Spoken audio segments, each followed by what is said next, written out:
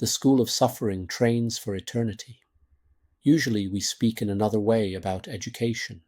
We say one school trains in science, another in art, a third for a definite profession, and so on, and we mean by that there is a time for school, but that there also comes a time when one will reap the benefits of what one learned in school. But when the school of suffering is protracted for the sufferer, then perhaps he groans. This going to school never comes to an end. And he indeed believes that in this groaning there is implied the heaviest suffering. But is this relationship really such?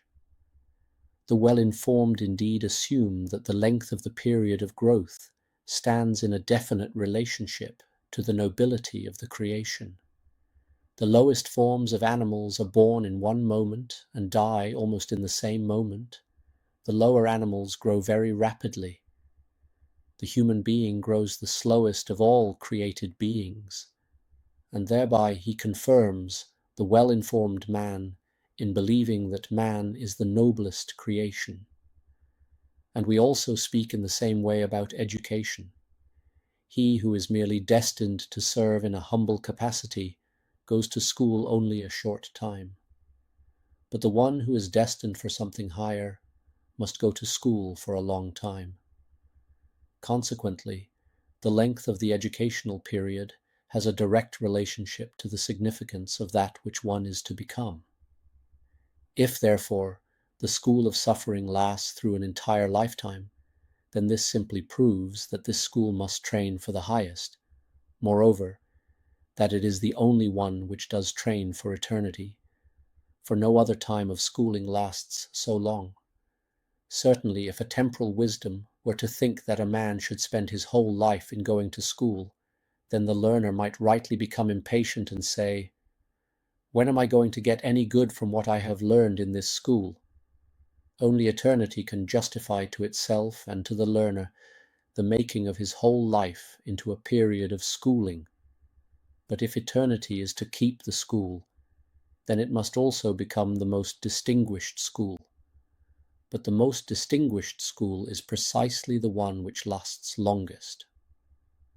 As a teacher usually says to the youthful student, who is even now finding the time of schooling too long, "Now, just don't get impatient.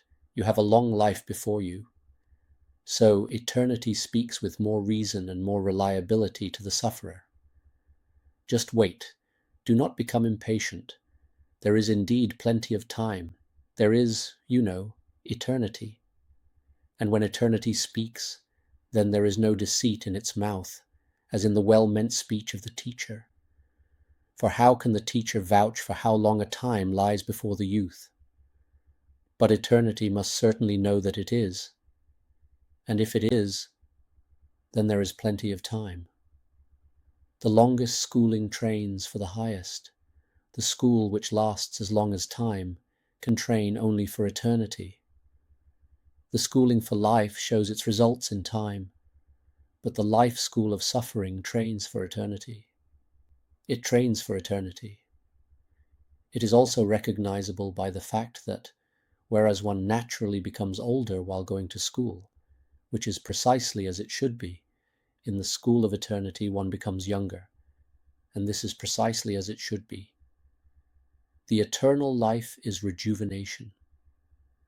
Should there not then be time enough for the learner to reap the benefit and joy from what he has learned? For what is it that causes impatience in connection with the all too long period of schooling, except this fact, that every year one is growing older, and therefore is justified in fearing that the period of schooling may be too long? But if a man every year grows younger, can there be any more reassuring thought? It is indeed powerful enough to make the longest period of schooling the shortest.